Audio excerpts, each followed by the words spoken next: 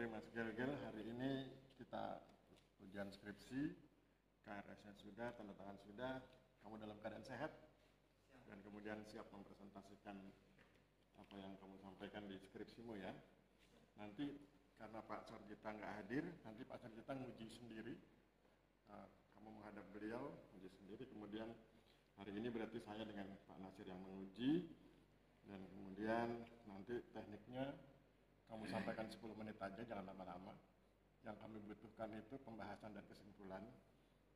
Kemudian sesudah itu Pak Nasir akan mengajukan pertanyaan, kemudian sesudah itu baru saya. Oke, kita berdoa dulu supaya kemudian acara kita berjalan lancar ya. Berdoa dimulai.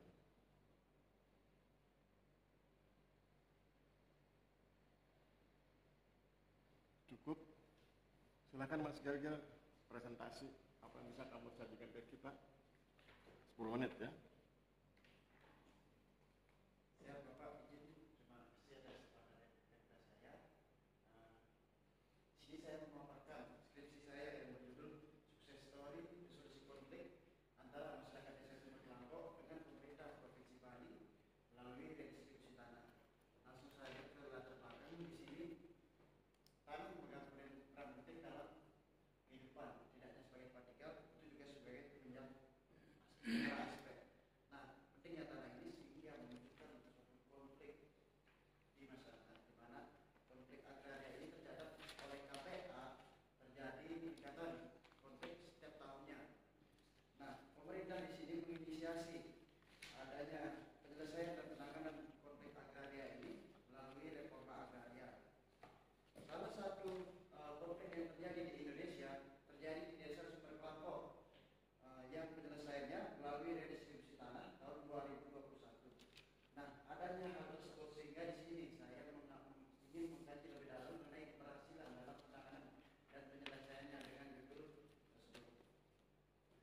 Kemudian rujukan masalah yang saya ambil di sini ada 4. Yang pertama itu bagaimana kronologi konfliknya. Kemudian bagaimana upaya dalam penanganan dan penyelesaian konflik. Kemudian yang ketiga, bagaimana mekanisme dan proses redistribusi tanah.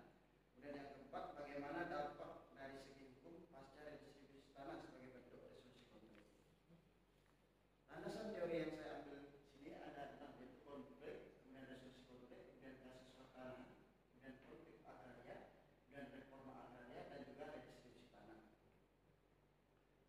Metode penelitian yang saya gunakan yaitu metode penelitian kualitatif dengan pendekatan deskriptif, di mana jenis sumber dan teknik pengumpulan data dilakukan melalui wawancara, observasi, dan juga studi dokumen, sehingga memperoleh tujuan daripada penelitian ini, di mana dengan tujuan tersebut saya dapat menjawab dari rumusan masalah. Gambaran umum, di mana luas desa Sumber Kelangkok yaitu 39,80 km persegi dengan jumlah penduduk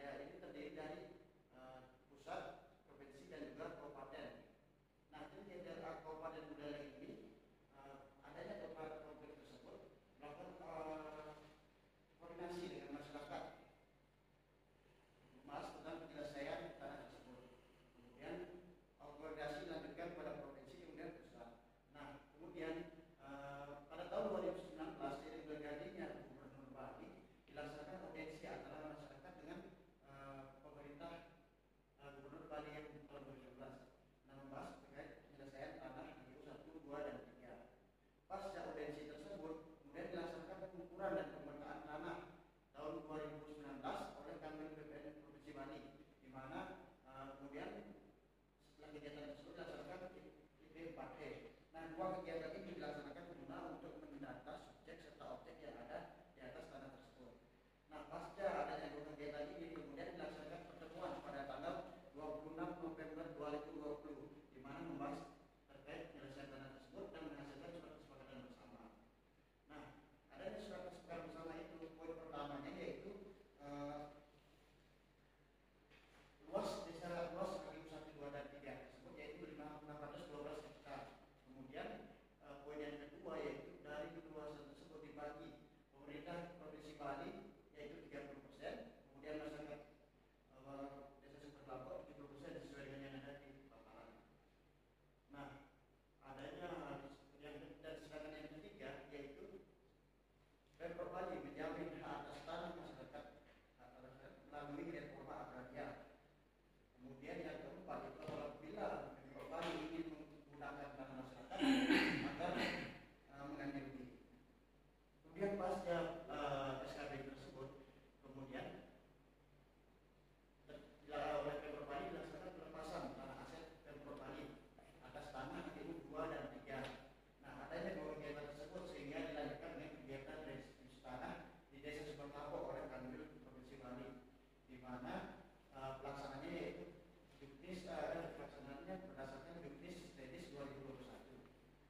Nah, pada Juknis tersebut terdapat dua tahapan yaitu tahap persiapan penyelesaian teknis, kemudian dua tahapan pelaksanaan restitusi tanah. Pelaksana daripada kegiatan restitusi tanah di Desa Sumber Kelapa ini adalah Kanwil Perdana Kabupaten Bere, di mana pada rilis tersebut dihasilkan bahwa sebanyak 1.613 bidang tanah diberikan kepada masyarakat. Kemudian dari total tersebut masyarakat yang menerima itu total 912 kepala keluarga. Nah, adanya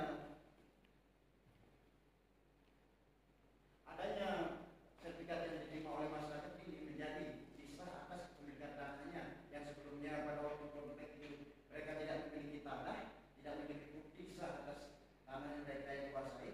Sekarang setelah detis mereka menerima sertifikat sebagai bukti sah atas kepemilikan tanahnya. Nah, adanya sertifikat juga dapat meminimalisir potensi sengketa tanah sehingga tujuan kepada pendaftaran tanah yaitu tertib administrasi pertanahan ini tercapai. Kesimpulan yang pertama yaitu konflik agraria yang latar belakangi dilakukannya resolusi konflik melalui deretan resolusi di Desa Sumber Kelapa yaitu konflik penguasaan dan pemilikan tanah bekas KPU 1, 2, dan 3 Desa Sumber Kelapa antara masyarakat Desa Sumber Kelapa dengan pemerintah Provinsi Bali. Kemudian yang kedua yaitu upaya resolusi konflik dilakukan oleh berbagai pihak dan memenuhi titik terang pada tanggal 26 November 2020 melalui pertemuan dengan hasil surat kesepakatan bersama PSKP. Kemudian yang ketiga yaitu pelaksanaan kegiatan redis di Desa Sumber Kelapa ini dilaksanakan berdasarkan Juknis Redis 2021 dan Kantor Perdana Kabupaten Bere selaku pelaksana kegiatannya. Nah, disertifikatkan sebanyak 1.613 bidang tanah dengan dari total tersebut sebanyak 928 bidang merupakan lahan tempat tinggal dan juga 685 merupakan lahan pertanian dengan total 912 kepala keluarga. Nah, sertifikat tanah yang diterima oleh masyarakat hasil dari kegiatan redistribusi tanah tersebut merupakan jawaban bagi masyarakat atas ketidakpastian hukum tanahnya yang telah terjadi selama berpuluh-puluh tahun, sehingga adanya sertifikat ini menjadi kisah atas kepemilikan tanah serta dapat meminimalisir potensi adanya sengketa. Saran yang pertama yaitu reforma agraria sebagai resolusi konflik di Desa Sumber Kelapa dapat menjadi contoh dalam upaya resolusi konflik di daerah lainnya dengan memperhatikan karakteristik dan tipologi konflik masing-masing. Yang kedua yaitu perlu adanya peran aktif masyarakat untuk memberdayakan tanahnya sehingga dapat memberikan hasil guna meningkatkan kesejahteraan. Yang ketiga yaitu perlu adanya penelitian lebih lanjut di Desa Sumber Kelapa mengenai dampak yang lebih rinci dan menyeluruh baik dari dampak segi sosial, ekonomi masyarakat maupun pelaksanaan reforma agraria pasca pelaksanaan reforma agraria di Desa Sumber Kelapa. Sekian pemaparan dari saya. Waktu saya kembalikan. Oke, terima kasih Mas Gelgel. Silakan Pak Nasir. Terima kasih Pak Aris, Mas Kadek, Gelgel. Aslinya mana? Boleh Leng. Leleng Bali. Dengan kantanya jauh. Kantanya saya Manado. Tugas belajar pertemanan. Oh tuh enggak, maksudnya rumahmu dengan kanta boleh. Dengan kata Leleng 20 menit Pak. Oke. Berarti kamu kemarin pulang pas penelitian. Terima kasih. Jadi yang pertama, datamu bagus sekali, lengkap. Yang kamu ke lapangan, tetapi ada yang tidak banyak hasil observasimu, dokumentasi observasimu menurut saya tidak. Saya itu penasaran dengan peta yang 3 desa tadi, 3 HGU tadi itu. Itu kan luas itu sampai pinggir laut Bali. Itu dari laut sampai batas HGU terakhir, HGU 1 itu berapa kilo itu? Coba lihat dari petanya. Nah, ini sampai laut itu sampai HGU yang 1 ini. HGU yang tadi yang peta sebelumnya ada yang naik, yang terbagi 3. Ada 3 naik. Ini jalannya kamu sudah sampai sini? Sudah Pak. Ini jalan ujung sini sampai sana kira-kira berapa kilo? Kira-kira 10 kilo. Berarti HGU-nya luas ya 3 ini. Ini jaraknya dari Singaraja berapa? 90 kilo. Ya, kurang lebih Kurang lebih. sampai 90. Oke. Karena saya kemarin pas ke Buleleng sempat diskusi panjang dengan Pak akan ngomongin masalah ini juga dari tadi. Yang pertama kita mulai dari judul. Yang kamu mau tulis sukses story, main isunya, resolusi konflik, atau redistribusi tanah.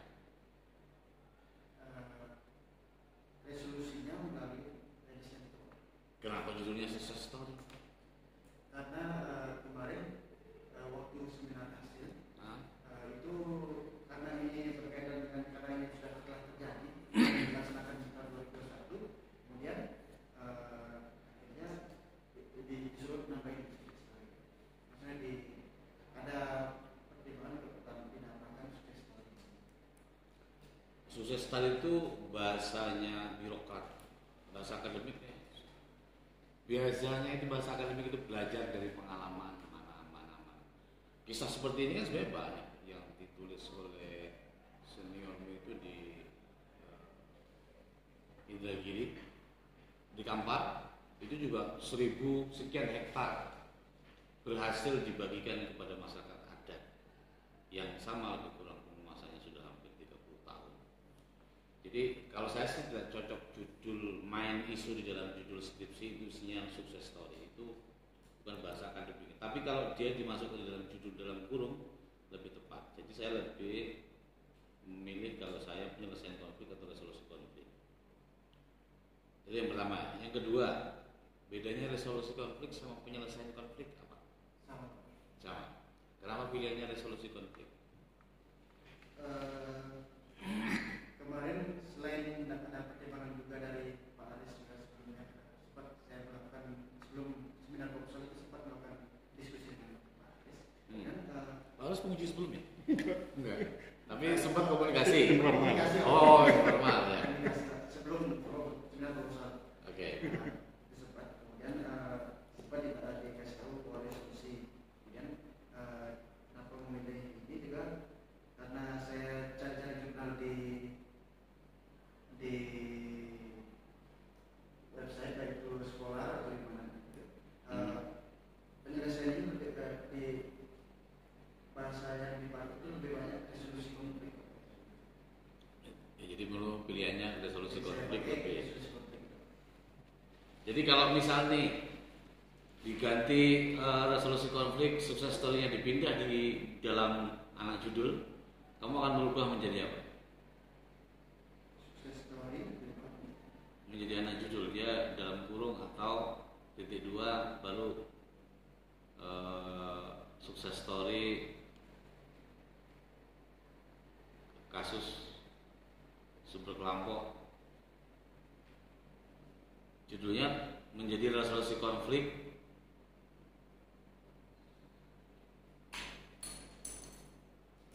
Jadi yang menjadi main utamanya, judul utama, isu utamanya adalah resolusi konflik, bukan sukses story.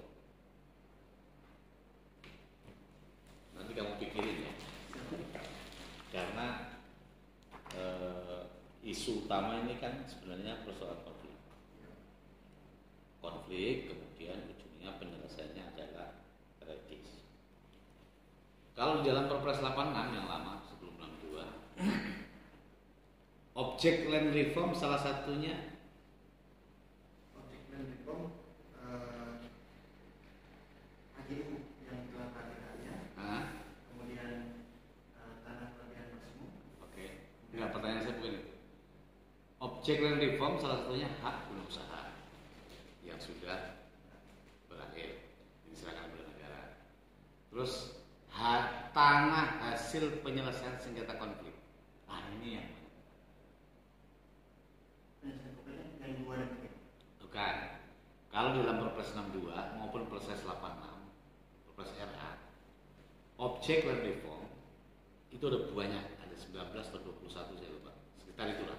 Salah satunya adalah tanah hak guna usaha yang sudah berakhir.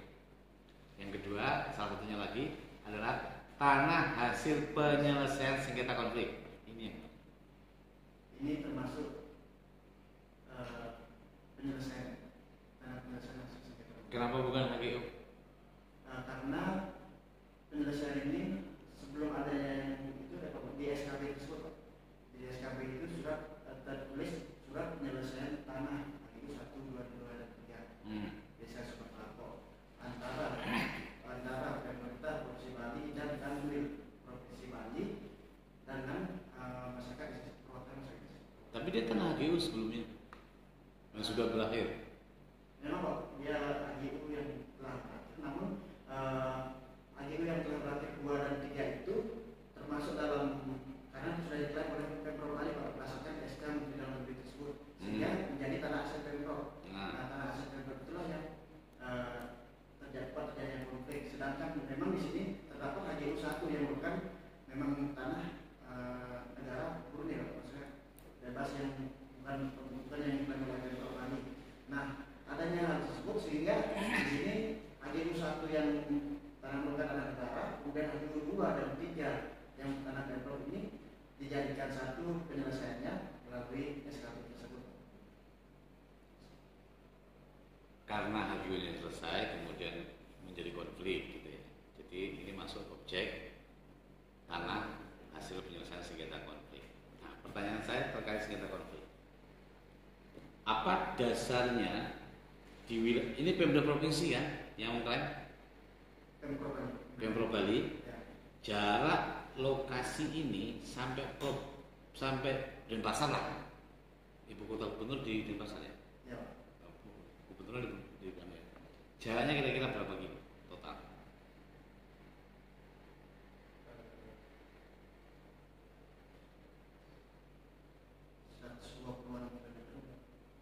Denpasar Buleleng berapa? Denpasar Buleleng 3 jam loh kemarin saya ke sana. kalau melihat misalnya di peta yang ditentukan pada Lewat jalan ya, jangan lewat terabas kamu. Jalan yang dihitungnya bukan lurus. Nanti nite hutan dilewati nggak bisa. 2 jam loh kemarin, 2 jam lebih saya ke sana kan. Itu berapa itu kira-kira? 100 kilo. 100 kilo. Lalu ditambah 90 kilo, hampir 200 kilo berarti. Namun Pak, ada jalan alternatif ya Pak. Kalau yang ke Denpasar, kalau misalnya dari desa Sumber Kelapa ini. Oh, kalau dari Denpasar masuk ke sini, Dia harus muternya ke barat Pak, bukan ke timur. Kalau makanya kalau misalnya tidak di administrasi ada, peta administrasinya di sini, nggak ada ya. administrasi. Tapi, Iya, Pak. ah, Dia ke barat ya Pak. Kalau misalnya ke Denpasar. ah. Kalau misalnya ke timur, itu Ya. makin jauh ya Pak. Oh gitu. Ya, Pak. Berarti kalau ke Singaraja lebih jauh. Ya, Pak. Jadi kira-kira kalau dari Denpasar ke lokasi sekitar 120-an kilo. Nah pertanyaannya, ada kepentingan apa Pemda mau punya tanah di sana untuk apa? Kalau kepentingan yang dimiliki oleh Pemprov Bali itu saya kurang tahu. Tapi karena di sini Kamu kemarin kan peneliti ya, kamu nggak nanya? mereka ingin memulai kembali tanah tersebut karena berdasarkan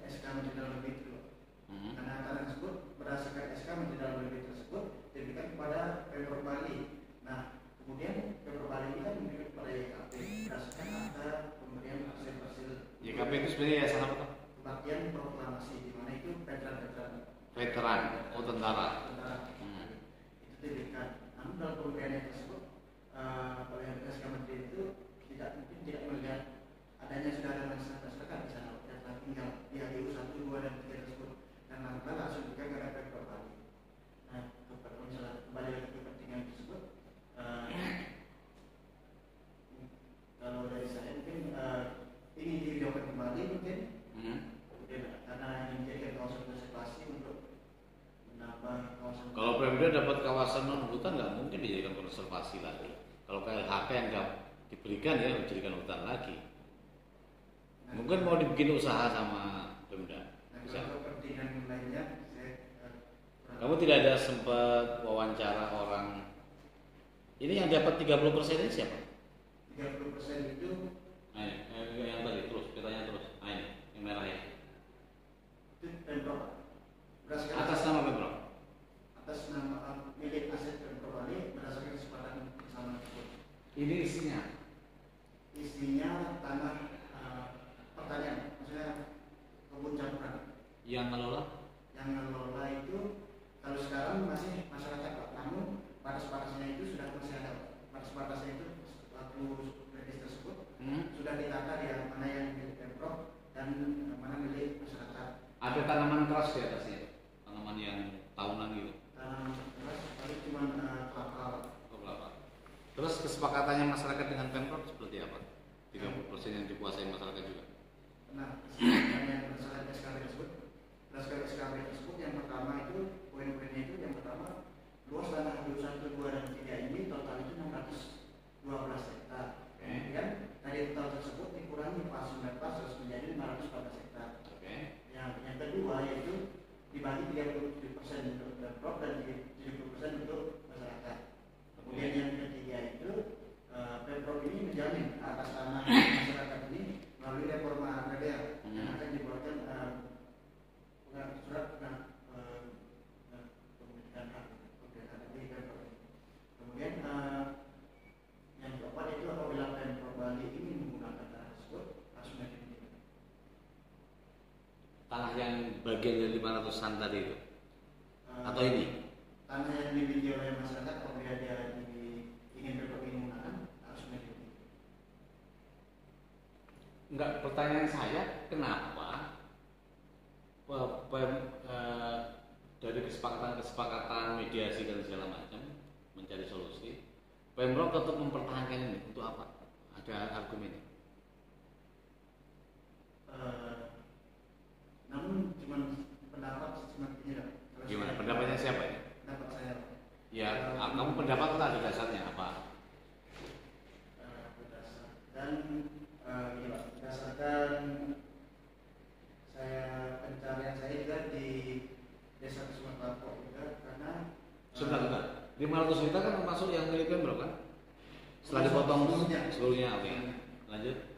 Kemudian kemarin ada sebelumnya kan ada isu sebelum dari yang Desa Kesumat ini ada isu bandara di Kabupaten Buleleng, di mana isunya itu yang pertamanya itu di Kecamatan Tugu Tambahan. Kemudian setelah di sana di Tugu Tambahan tersebut terjadi penolakan oleh antara masyarakat desa adat dengan bahwa bandara tersebut karena masyarakat adatnya ingin ambil alih ikut andil dalam bagian tersebut. Namun tidak ini. Kemudian ada dua yang isu kedua. Karena bandara tersebut dialihkan ke Desa Semarang. Jadi nggak di sini. Tapi itu mungkin isu yang bisa dapat selesaikan dari saya di internet. Oke, ngerti. Kamu dapat dari mana buku tanah tahun 58? Ada ini Pak, ada di 68 Solo. Kantor Wilayah. Bukunya kantor pertama itu pernah kebakar. Ya, itu kan salinannya yang ada di Dashboard. Yang saya dapat juga Ini sudah diunggah di KKPW? di KKPW agak tidak ada. Tidak ada. Mengingat sekarang kan sudah di release Pak. Lah, kamu dapatnya Sehingga dari apabila terjadi ini kan Enggak. overlap ya kamu dapatnya dari mana? di kantor tanah sana. Fisiknya masih ada. Fisiknya sendiri saya kurang tahu karena saya dapat di datanya ini di seksi penataan dan pelayanan masyarakat. Seksi P2. Oke. Itu yang kedua. Yang ketiga saya mau tanya lagi terkait tentang beberapa dokumen penting yang menurut saya fungsi penelitian menggunakan metode observasi, dokumentasi, wawancara itu adalah bukan untuk digunakan semuanya di lampiran. Mayoritas datamu penting itu menurut saya di lampiran. Gunanya data dan dokumen penting yang kamu temukan itu digunakan untuk memperkuat argumen penjelasanmu. Ketika ada demonstrasi menutup jalan karena masyarakat meminta tanah, itu ada gambar yang sangat memperkuat argumenmu, itu kan menarik. Tapi ketika terjadi kesepakatan dengan gubernuran, dengan Pemda, itu dokumen yang kamu letakkan di lampiran, menurut saya tidak pas. Kalau dokumen kesepakatan itu misal berhalaman-halaman, halaman depannya saja cukup mewakili. Selanjutnya setelah pembaca dikasih petunjuk, selengkapnya lihat lampiran sekian. Dalam banyak hal saya kira, bukan hanya kesepakatan dengan Pemda, tapi itu penting untuk memperkuat argumen. Oke, sedikit lagi Pak Aris, saya masih penasaran dengan Santai aja. jalan terus. Oke, tadi lewat. Nah, sekarang saya mau ngecek kamu melakukan penelitian terkait distribusi tanah, karena kamu sudah menampilkan 8 tahapan distribusi tanah. Secara cepat, penyuluhan outputnya apa? Kalau sebelum penyuluhan itu kan ada IP4T. Ya. Kenapa saya tidak menemukan dokumen IP4T dalam lampiran sekalipun, nama-nama dan analisis datanya? Subjek maksud saya. IP4T 2020. 2020? Saya nggak tahu tahun berapa dilakukan IP4T di lokasi. Di lokasi tersebut sebelumnya yang sebelum SKB tersebut. Ya. Dilaksanakan. Oh, IP4T sebelum kesepakatan. Ya, Pak. Oke. Itu dilaksanakan pengukuran wilayah pertama untuk saat itu 1, 2, dan 3 oleh Kanwil. Oke. Kanwil itu tahun 2019, kemudian pada tahun 2020 itu dilaksanakan IP4T. Hasilnya apa? Hasilnya ada di Subjek nama-namanya nggak ada, nggak ketemu. di dalam Dalam mana? dalam Halaman berapa? Halaman surat.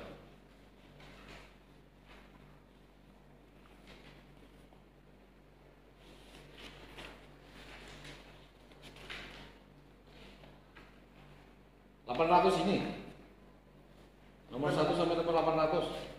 itu SK remisinya. Terus yang di mana yang dibaca?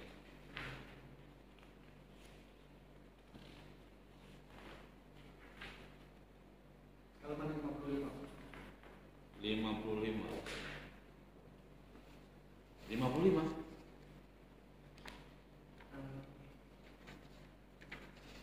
Jumlah bidang, sekitar bidang ini. Ya, Pak. 55. Bukan analisis subjeknya. Analisis subjeknya. Kan gini, IP4T kan menganalisis subjek dan objek. Ketepatan dan kesesuaian subjek-subjek itu di mana kamu bahas? Kan dia layak tidak mendapatkan hak redis? Apa memang semuanya yang tinggal di situ dapat redis? Atau ada analisis tabulasinya data IP4T? Berdasarkan SK IP4T yang tahun 2020 ini, kemudian dia pada persiapan dan perjalanan itu dikoordinasikan lagi karena di sana kan pasti ada peran balik hadir. Nah, di sana dia membahas terkait karena SK dia berdasarkan hasil tersebut dibahas ulang di sana, Pak. Dikoordinasi sana. Semuanya lolos. Subjek-subjek yang ada di kampung itu, berapa kampung itu? Ada yang tidak lolos. Karena misal kalau datang bentuk yang baru. Oh, ada ciri-ciri itu. Artinya tabulasi analisis datanya ada. Hanya kamu tidak bahas detailnya. Saya tidak ada datanya itu. Datanya kamu tidak punya. Yang data yang saya punya cuma data IP4 yang tadi itu. Oke. Karena itu penting karena IP4 itu kan paket dalam redis. Oke, inventarisasi dan objek, inventarisasi dan identifikasi objek outputnya apa? hasil dia subjek dan objeknya. Oke, sama? Hah? Sket? Bidang. Pengumpulan pemetaan? Outputnya apa? Gambar keliling, Pak. Oke, peta keliling. Terus? Penggunaan data. Oke, lagi? Minimal 4 lah, boleh banyak. RTRW ada nggak? RTRW ada, Pak. Oke. Sidang panitia reform? Outputnya apa? Yang ini berita acara. Apa? Berita acara. Kita acara apa? Berita acara sidang berita pengembangan dari Depok. Kalau penetapan objek subjek, outputnya? SK, kalau yang objek ini SK Karkanwil, kemudian kalau yang subjek ini SK Palu-Pakil. Oke. Penggunaan SK distribusi tanah, outputnya apa? SK Palu. Pembukuan hak, pembukuan sertifikat. Itu proses dalam pemerintah sertifikat. Oke, lumayan lulus kamu tuh, Redis. Terima kasih Pak Adis. Oke, terima kasih. Saya tuh menikmati, Mas Gagal, menikmati diskusi Mas Gagal dengan Pak Nasir karena kami berdua sama-sama dosen reforma agraria ya. Tetapi kemudian tadi saya ingat kritik pertama dari Pak Nasir tentang judul. Saya juga kaget ketika kemudian Mas Gagal memasukkan judul success story. Jadi saya ada nasihat saya itu hati-hati menggunakan istilah pada judul karena setiap istilah yang dicantumkan pada judul membawa konsekuensi. Ya. Penggunaan kata success story itu membawa konsekuensi. Kenapa Mas Gagal sebetulnya tidak berhak mencantumkan kata success story? Karena istilah itu tidak dibahas. Tidak dibahas di latar belakang, tidak dibahas di tinjauan pustaka. Padahal setiap istilah yang dimasukkan di dalam judul itu harus dibahas. Contoh, kalau Mas Gagal memasukkan kata success story, Mas Gagal harus membahas dua hal, yaitu ada namanya success factor, ada lagi namanya success effect. Itu harus dibahas secara teoretik dan faktual. Contoh, success factor itu apa aja? Ada knowledge, skill, trait, motive, value. Saya cek nggak ada. Success effect itu apa saja? Personal or communal growth dan insight. Dibahas nggak? Tidak, Pak. Tidaknya benar. Benar, jangan didebat.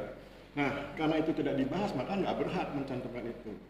Nah, pertanyaan berikutnya adalah, kalau kata success story dihapus, apakah kemudian merubah skripsi? Saya pikir enggak. Jadi dengan menghilangkan kata success story, skripsinya tetap ini. Justru ketika kata success story masuk, skripsinya bukan ini. Karena harus bicara tentang success factor dan success effect. Dan itu sepertinya kan Mas Gagal nggak menguasai. No? Oke, sekarang kita masuk ke materi yang di dalam. Materi di dalam sekarang kita masuk ke rumusan masalah. Rumusan masalah satu kan bagaimana kronologi, oke ya, itu bicara tentang awal mula terjadinya konflik dan seterusnya. Kemudian yang poin 2, rumusan masalah yang nomor 2, ini rancu. Kenapa saya bilang rancu? Perhatikan kalimatnya. Bagaimana upaya dalam penanganan dan penyelesaian konflik agraria antara masyarakat desa Sumber Kelampok dengan pemerintah Provinsi Bali. Kenapa saya bilang rancu? Kata upaya, penanganan, penyelesaian itu jumbo, overlap satu sama yang lain. Ketika ngomong upaya, upaya itu dua, penanganan atau penyelesaian. Itu dua hal yang berbeda. Penanganan konflik itu orang bilang konflik handling. Penyelesaian konflik orang bilang konflik resolution. Kalau penanganan konflik, konflik handling itu hanya sampai meredam konflik, tidak sampai menyelesaikan. Kalau penyelesaian konflik atau Mas Gagal menggunakan istilah resolution konflik itu dari mulai meredam sampai menyelesaikan. Sehingga sebetulnya kan buku ini bicaranya resolusi konflik, bukan konflik handling.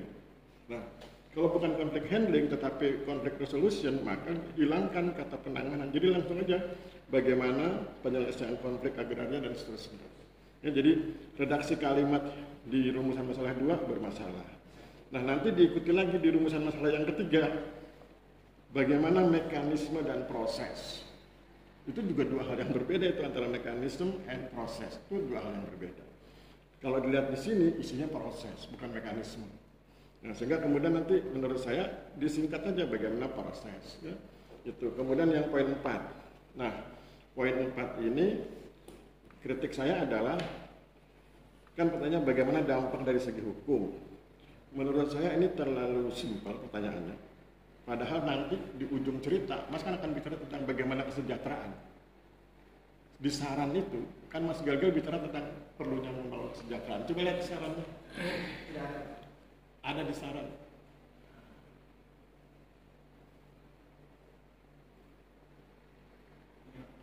Saran. Nah, itu. Poin 2, memberikan perlu adanya bla bla bla guna meningkatkan kesejahteraan. Saran itu kan sesuatu yang harus dibahas dulu dan tidak muncul tiba-tiba. Nggak boleh Mas Gagal tiba-tiba ngasih saran padahal sebelumnya nggak dibahas. Maka harus dibahas dulu. Nah, tetapi kan nggak dibahas. Nah, sekarang kita pertajam ke dampak dari segi hukum. Maka karena Mas Gagal bicaranya fokus di dampak dari segi hukum, kan dampak lain menjadi terabaikan. Dampak kan tidak cuma dari segi hukum. Diam dulu.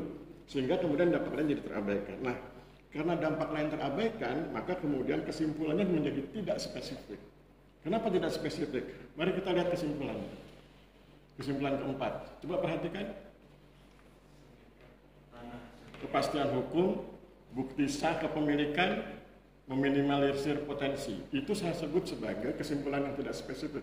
Tidak spesifik di lokasi ini, tidak spesifik dalam konteks resolusi konflik, karena itu sebetulnya kan manfaat sertifikat dalam atas tanah.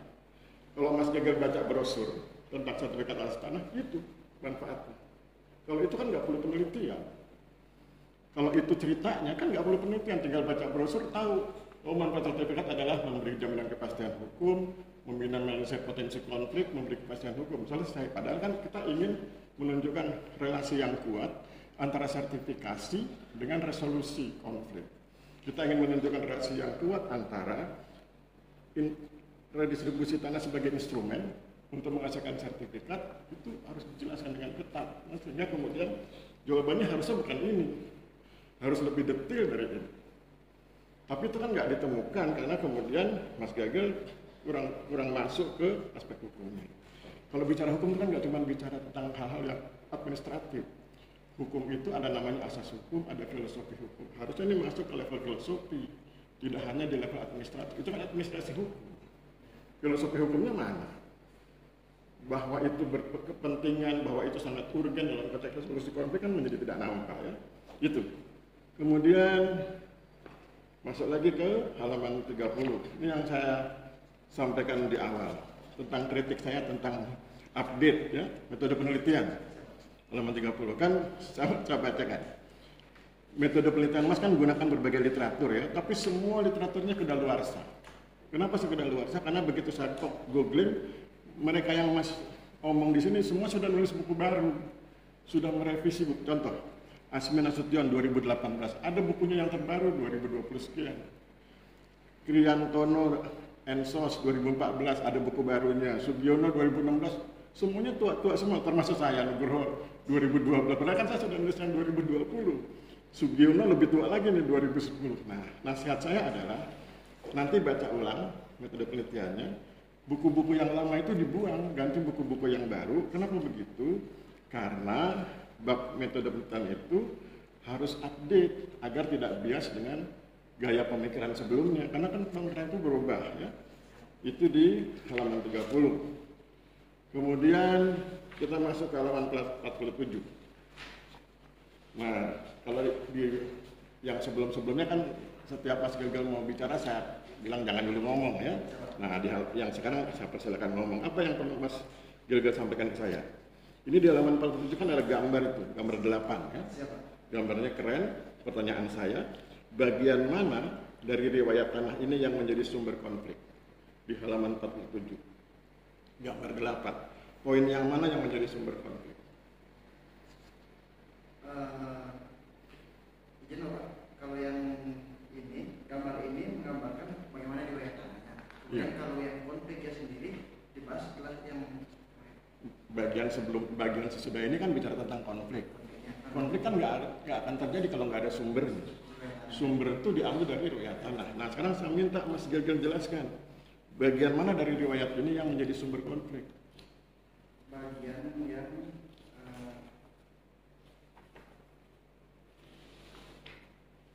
Kalau itu ada berapa?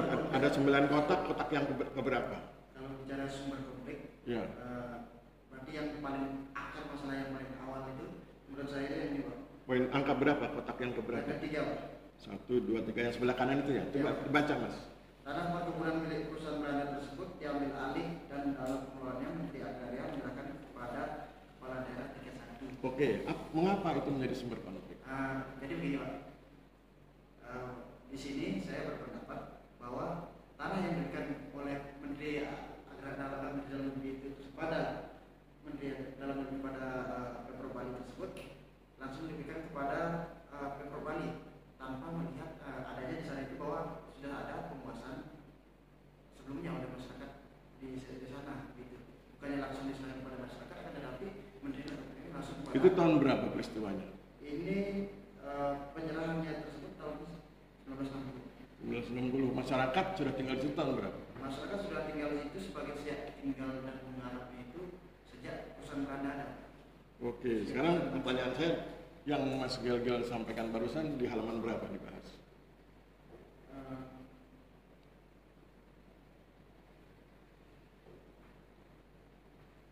Dibahas pada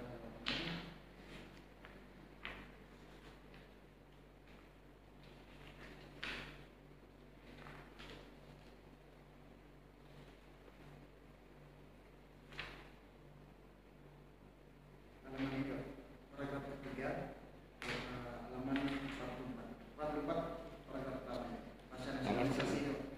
Halaman 44 alinea pertama. 44 pasca nasionalisasi perusahaan Belanda tersebut. Ini masih kronologi tuh, nggak ada yang Mas Gel sampaikan barusan bahwa masyarakat sudah tinggal di sana sebelum tahun 1960 sehingga kemudian SK ya, sehingga ketika penyerahannya diserahkan kepada pemerintah Bali menjadi bermasalah. Nggak ada tuh. Saya sudah baca ini nggak ada di halaman 44 alinea pertama. Atau mungkin belum dimuat. Sudah ada di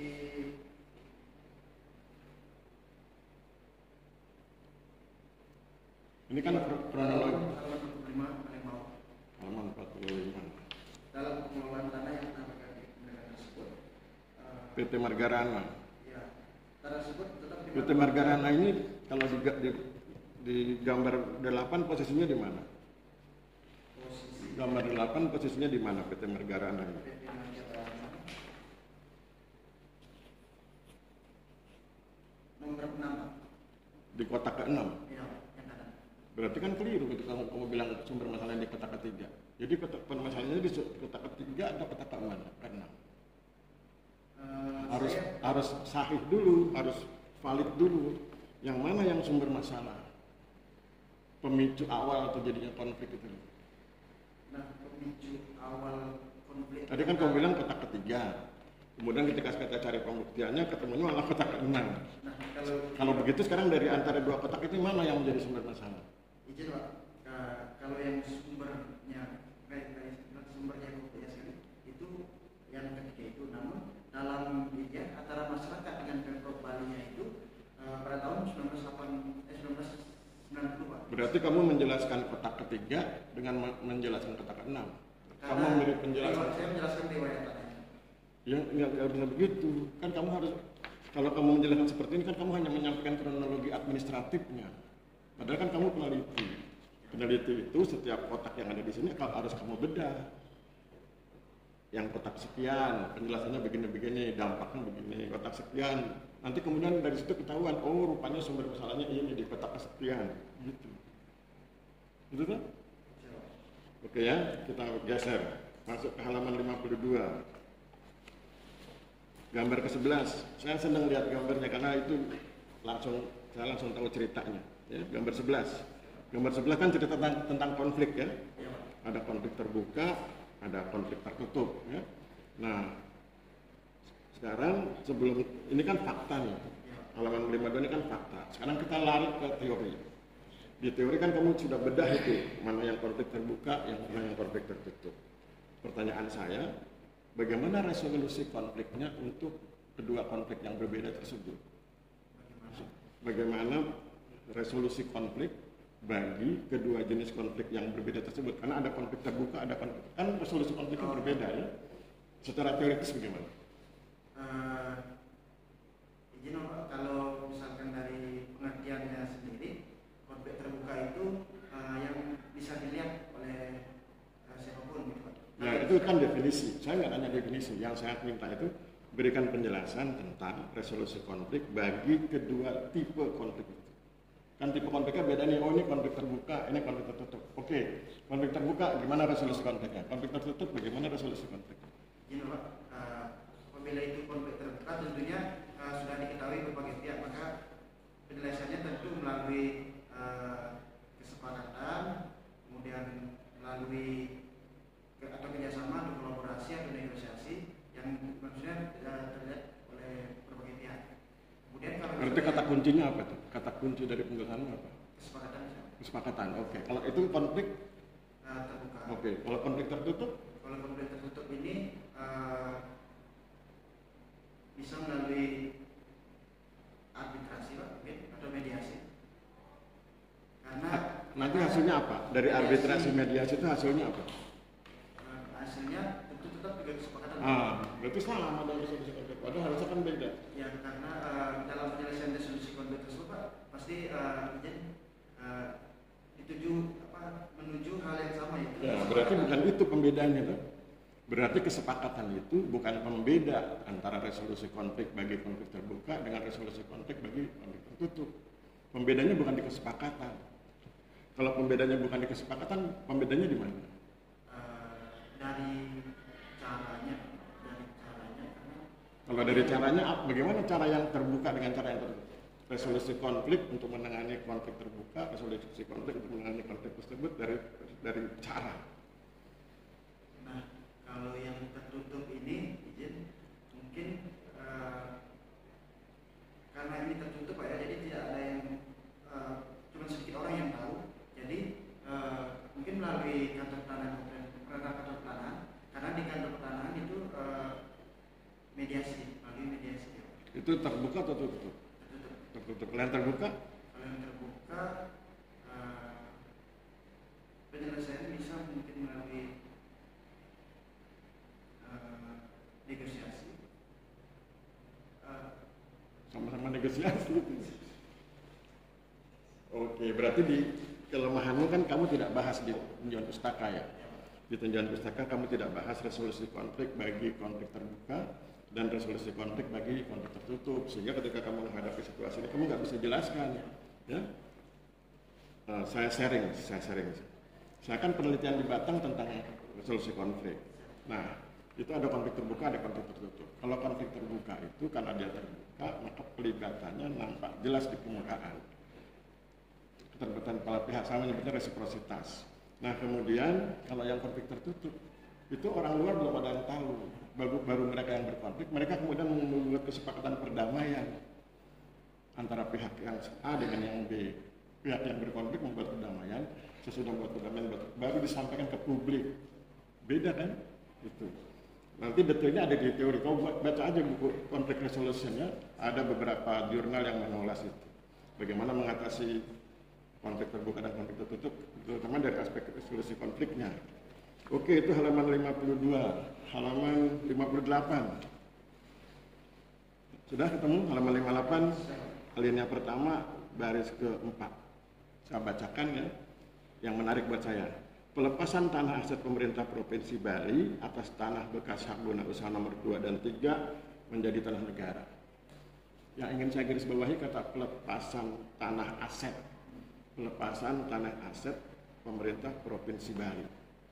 Pertanyaannya, kamu dengarkan pertanyaan baik-baik ya, jangan langsung dipotong, nanti kamu nggak punya konteks. Kita sedang bicara tentang pelepasan tanah aset pemerintah Provinsi Bali. Pertanyaannya satu, mengapa peristiwa pelepasan tanah aset ini tidak tergolong tindak pidana korupsi? Kedua, bukankah pelepasan aset berarti menghilangkan aset? Ya, silakan jawab. Izin yang pertama Pak, kita kembali ke ini Pak, UUD 1945, di mana di sana itu pada pasal 33 ayat 3 itu disebutkan bahwa tanah, air, bumi dan sumber daya alam yang terkandung di dalamnya itu untuk sebesar-besarnya kemakmuran rakyat.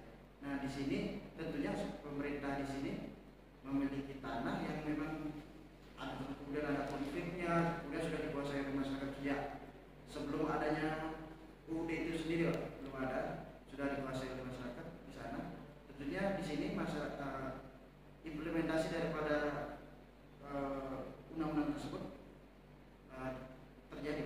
Oke, kamu kan sedang bicara perspektif. Ini kan kamu sebetulnya banyak bicara tentang perspektif hukum ya, kan? Skripsi ini kan sebagian bicara tentang perspektif hukum. Dalam perspektif hukum kan dikenal istilah lex specialis derogat legi generalis. Udah pernah dengar belum? Lex specialis derogat legi generalis. Udah pernah dengar? Kalau belum, bilang belum. Kalau sudah, bilang belum. Itu artinya hukum yang khusus itu wajib dijalankan daripada hukum yang umum.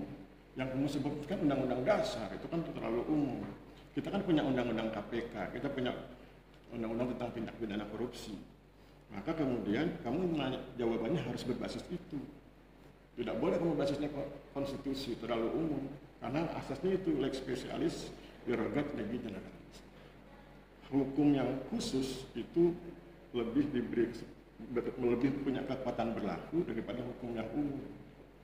Begitu. Kamu belum punya jawabannya. Izin Pak, karena UUD 1945 kan menjadi Jangan kayak itu. Kalau mau pakai itu kan nggak menghormati asas hukum lex specialis derogat legi generalis. Kamu harus gunakan undang-undang tindak pidana korupsi atau undang-undangnya KPK untuk menjawab ini. Menjawab pertanyaan saya, mengapa peristiwa pelepasan aset ini tidak tergolong tindak pidana korupsi? Padahal kita tahu bahwa pelepasan aset berarti menghilangkan aset. Siapa belum mempelajari? Oke, nanti kamu baca ya, karena jawabannya memang ini bukan tindak pidana korupsi, itu kan harus ada argumentasinya. Ya, karena kamu nulis di sini pelepasan tanah aset pemerintah Provinsi Bali. Kemudian berikut halaman 62. Halaman 62 ini kan kamu bicara secara administratif, ada, saya baca ya di alinea kedua. Proses pelaksanaan penyuluhan redistribusi tanah di Desa Sumber Kelampok dilaksanakan sebanyak 2 kali. Mengingat kegiatan redistribusi tanah di Desa Sumber Kelampok dilaksanakan menjadi 2 tahap. Pertanyaan saya, pertama, ada 3 pertanyaan ini. Pertama, mengapa harus 2 tahap? Kedua, data apa yang memperlihatkan antusiasme warga penerima sertifikat atas tanah? Terus kemudian yang ketiga, mengapa antusiasme dianggap penting? Karena kamu kan argumentasimu kan antusiasme. Yang pertama dulu, mengapa harus 2 tahap? Yang pertama itu mengapa 2 tahap? Dikarenakan begini, izin berdasarkan data yang saya dapat tersebut, SK mengenai penetapan tanah atau pada lokasi di sana. Yang pertama, penetapan SK yang pertama itu dia di sana cuma 919 bidang, sedangkan di Desa Sumber Kelampok itu terdapat 1.613 bidang sesuai dengan itu. Kemudian berarti ada penambahan bidang. Nah, kemudian ada yang kedua, ada tahap kedua. Kenapa tahap kedua? Karena ada revisi anggaran di sana, anggaran IPA. Nah, di revisi tersebut membahas terkait revisi yang SK yang awal.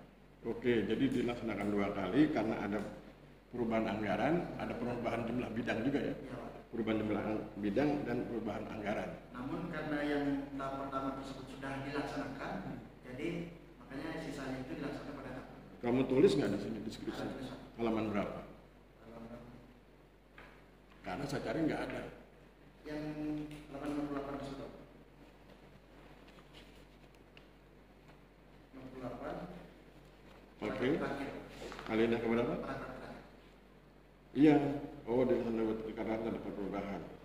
Oke. Sehingga kemudian 2 kali. Itu sekarang yang berikut. Data apa yang memperlihatkan, kan kamu bilang ini antusias ya, melihat dari didapat antusiasme gitu ya. Oke. Sekarang data apa yang memperlihatkan antusiasme calon penerima sertifikat atas tanah? Datanya mana ketika kamu bilang antusias? Ada nggak datanya? Izin Pak, kalau datanya sendiri saya tidak ada, namun saya di sini menulis antusiasme di sini karena tentunya dengan adanya penyuluhan redistribusi. Jangan gunakan kata tentunya. Tentunya kan itu kata tentunya itu menunjukkan kamu mengambil keputusan tanpa data. Kan kamu ilmuwan. Ilmuwan apa bedanya ilmuwan dengan dukun? Dukun ngambil keputusan tanpa data, ilmuwan ngambil keputusan pakai data. Itu bedanya kamu dengan dukun kan di situ. Jadi kamu nggak boleh berperan sebagai dukun padahal kamu ilmuwan, ya. Nah, kenapa itu penting? Kenapa itu saya pertanyakan? Karena kalau nanti itu sudah dijawab dan ada data, nanti akan ada pertanyaan berikut, mengapa antusiasme dianggap penting. Tapi karena kamu nggak punya data, pertanyaan ketiga nggak bisa diajukan. Oke, jadi harus ada datanya. Nanti coba cari datanya. Halaman 69. Halaman 69 alinea pertama, ini kan bicara tentang SK ya, surat pengesahan dari sekretaris Sekda itu ya. Saya pertanyaannya begini, mengapa ada 2 kali pengesahan subjek penerima redis, yaitu tanggal 16 April 2021 dan tanggal 17 September 2021? SK yang sekretaris daerah Kabupaten Buleleng ini berdasarkan ini terbit berdasarkan ini juga Pak, karena SK kemudian setelah SK apa bedanya yang SK 16 April dengan surat pengesahan yang 16 April dengan yang 17 September, bedanya apa? Beda dalam jumlahnya Pak. Oh, karena ada perubahan. Karena ada itu. Oke, sekarang pertanyaannya berlanjut.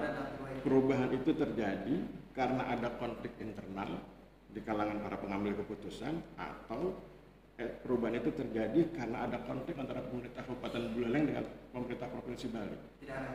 Karena itu ada perubahan anggarannya dari anggaran begininya Pak. Anggaran DIPA kan yang digunakan di sini. Perubahan anggaran tidak berbasis konflik. Tidak karena ada konflik kemudian ada perubahan anggaran. Tidak Pak. Kemudian ada DIPA anggaran kan dari pusat ya Pak. Oke, kita lanjut. Halaman 77.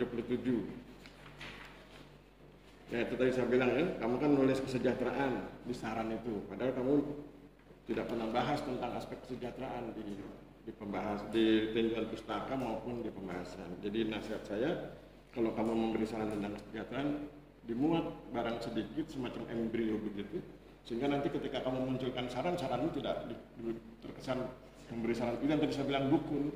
Dukun itu kan memberi saran karena tanpa data. Kamu kan ilmuwan harus memberi saran karena ada data sebelumnya, ada pembahasan sebelumnya. Terakhir, kalau terakhir ini bukan, saya nggak mengajukan pertanyaan, tapi nasihat. Ya. Nasihat saya yang terakhir. Halaman 78 tentang daftar pustaka itu, coba kamu lihat. Itu kan tidak rata kanan. Itu halaman 78. Tidak rata kanan, padahal kan harusnya rata kanan. Hurufnya tidak tertib, ada yang besar kecil, ada yang besar. Kemudian kamu kan biasanya mahasiswa itu berdalih. Dalihnya begini, ngomong ke saya, Pak, ini kan kami menggunakan aplikasi sehingga kami tidak bisa rata kanan, tidak bisa tertib. Saya bilang kalau gitu atur sedemikian rupa agar aplikasimu itu bisa digunakan sebagai basis, tapi kemudian daftar pustakamu rata kanan dan hurufnya tertib. Itu yang kemudian saya sering bilang pada mahasiswa. Hidup itu sebagai mahasiswa, sebagai ilmuwan, kamu harus melakukan apa yang disebut dengan istilah driving the situation, mengendarai situasi. Aplikasi, kamu jangan tunduk pada aplikasi, kan kamu tidak boleh mempertahankan aplikasi ya. Aplikasi kamu gunakan sebagai basis, sebagai dasar, tapi kemudian ketika kamu menghasilkan karyamu harus sesuai dengan keinginanmu. Dalam hal ini apa?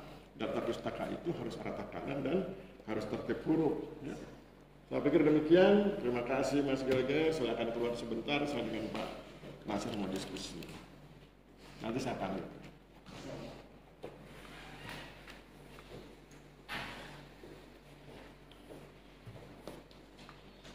Nggak terasa sudah 1 jam. 1 jam 2 menit. Gimana Pak, boleh kalian sendiri ya Pak? Aku lihat di sini sudah 86 di seminar hasilnya. Aku mau, kalau kita aku kasih 86. Meskipun tentu dengan banyak kritik. Kalau Pak Nasir? Kita kasih A saja 85. Oh. Kan A udah 85 kan, ini kan udah 86. Oh iya.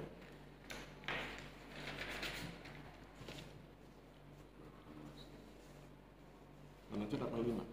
85 dan 86, ada yang 85 dan yang 86. Oh. Langsung di aplikasi aja ya? Iya, biar enggak.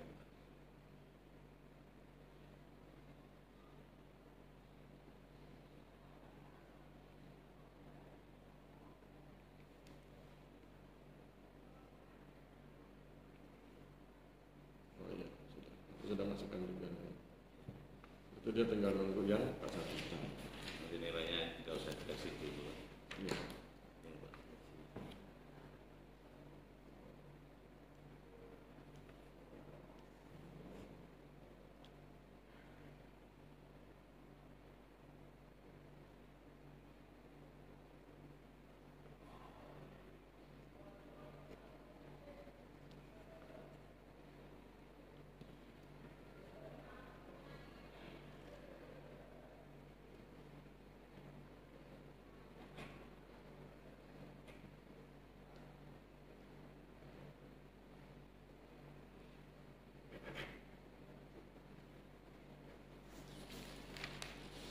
Aku kasih waktu 26 Juni ya, kayaknya bagus ya.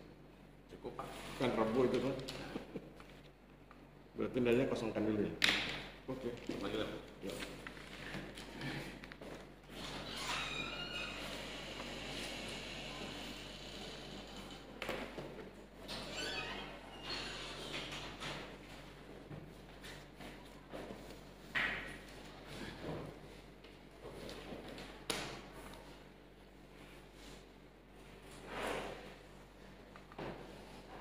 Oh, kamu kantah mana dulu? Siapa?